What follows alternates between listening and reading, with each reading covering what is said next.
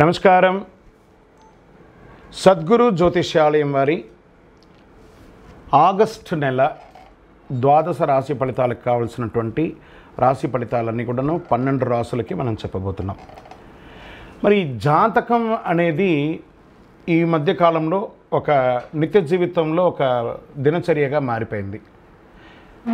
జాతకం తెలుసుకోవాలా, తెలుసుకోకూడదా, అసలు ఎందుకు జాతకం? ప్రతి ఒక్కరికి నాకు ఉద్యోగం బాగుంటుందా, వ్యాపారం బాగుంటుందా, లేదా నా జీవితం బాగుంటుందా, నా ఆరోగ్యం బాగుంటుందా, నాకు కొత్త ఉద్యోగం వస్తుందా, వివాహం అవుతుందా, ఇలాంటి కన్ఫ్యూషన్స్తో చాలామందికి చాలా రకాలైనటువంటి సమస్యలతో జాతకం తెలుసుకోవాలనుకుంటున్నారు. మరి మన యొక్క ఛానల్ ద్వారా చూస్తున్నటువంటి ప్రేక్షక మిత్రులారా, వాస్తవానికి మీరు చాలా చక్కగా అందరూ కూడా చూస్తున్నారు.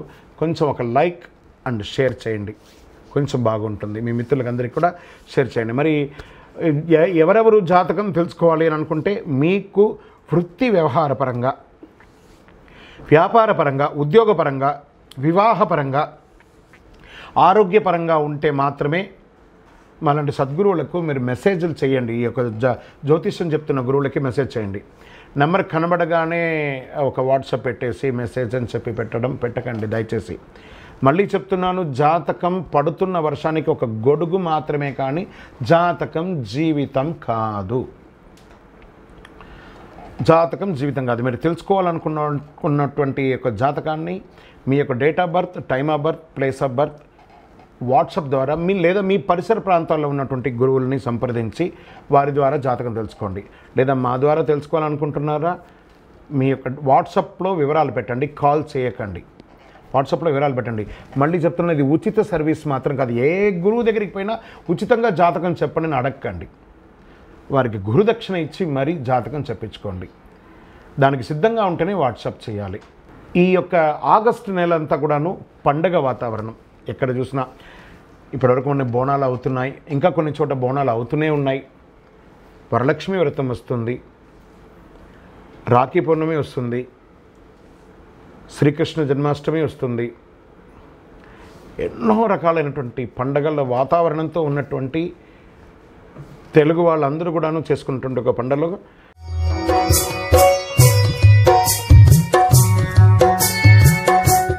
జ్యోతిషాస్త్రరీత్యా ద్వాదశ రాశుల్లో 12వ రాశి అయినటువంటి మీనరాశి మిత్రులారా, మీరు పూర్వభాద్ర నక్షత్రం 4వ పాదం, ఉత్తరాభాద్ర నక్షత్రం 1, 2, 3, 4 పాదములు, రేవతి నక్షత్రం 1, 2, 3, 4 పాదాలకు జన్మించిన మీరు మీనరాశి వారిగా పరిగణించబడుతున్నారు.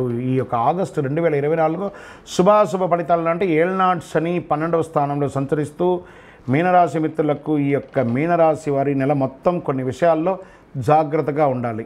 సమాజంలో తిరిగేటప్పుడు వ్యక్తులతో జాగ్రత్తగా ఉండాలి. ఈ రాశి వారికి గ్రహ సంచారం అనుకూలంగా లేనందున వలన శని నెలంతా 12వ ఇంట్లో తిరోగమన స్థితిలో ఉన్నారు.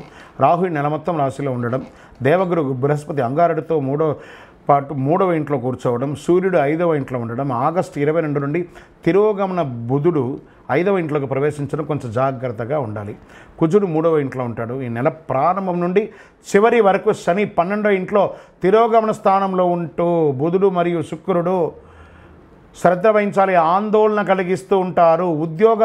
కొంచెం గందరగోళంగా ఉంటుంది. ఉద్యోగంలో సహోద్యోగుల నుంచి సహకారం అందకుండా ఉంటుంది. చేపట్టిన పని అంతా కూడా మందకోడిగా జరుగుతుంది. నిరుద్యోగ ప్రయత్నాలు విఫలమవుతాయి. జాగ్రత్త. ఉద్యోగస్తుల కోసం చేస్తున్నటువంటి వారు ఈ నెలంతా ఇబ్బంది. ఈ కుటుంబంలో చాలా గందరగోళాలు అవకాశాలు ఉన్నాయి.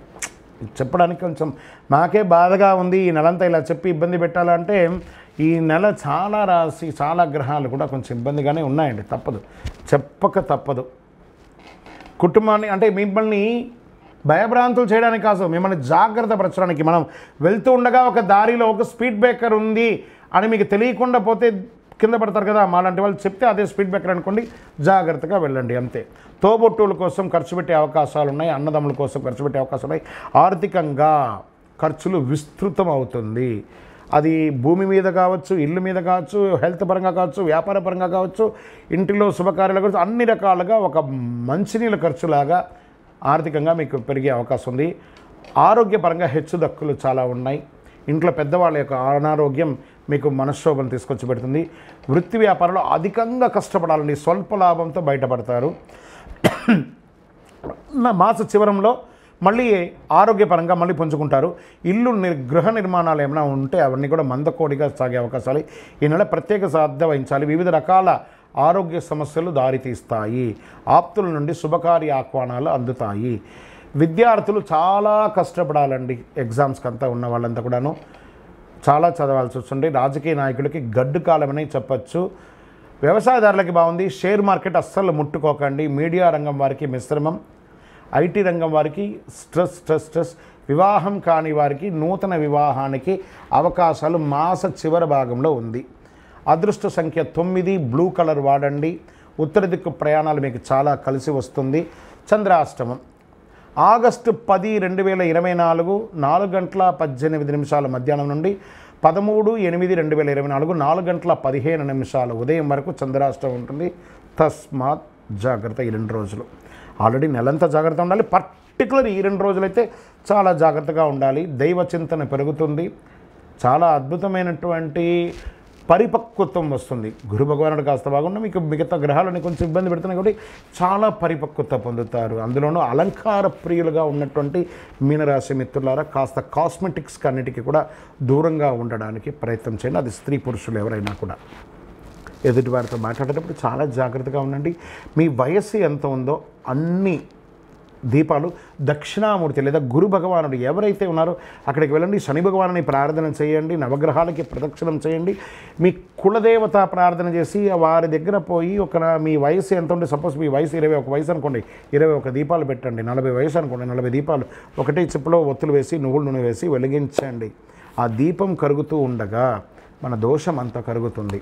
సరే, ఈ నెల మీరు చాలా ముఖ్యంగా చేయాల్సినటువంటి పరిహారం ఏమంటే సైలెంట్గా ఉండడం. ఏ విధమైనటువంటి కొత్త వ్యాపకాలకి వెళ్లకుండా ఉండడం మంచిది. ఆహారపు అలవాట్లు అదుపులో ఉండాలి. కాబట్టి చాలా జాగ్రత్తగా ఉండండి.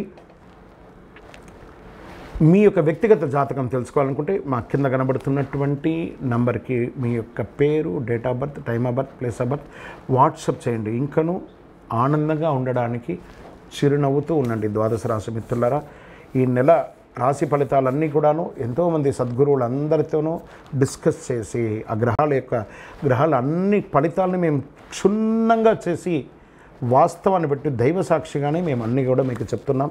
మీరందరూ కూడా క్షేమంగా ఉండాలని మనస్ఫూర్తిగా కోరుకుంటున్నాం. తిరుపతికి వచ్చినప్పుడు మన అయ్యప్ప స్వామి వారి 18 అవతారముల దేవాలయం జీవకోణలో నిర్మించాం. ఆ దేవాలయాన్ని దర్శనం చేసుకోండి. రైల్వే స్టేషన్ నుండి బస్టాండ్ నుండి ఒక 3 కిలోమీటర్ల దూరంలో ఉంటుంది. వందే మాతరం, వందే మాతరం, వందే మాతరం.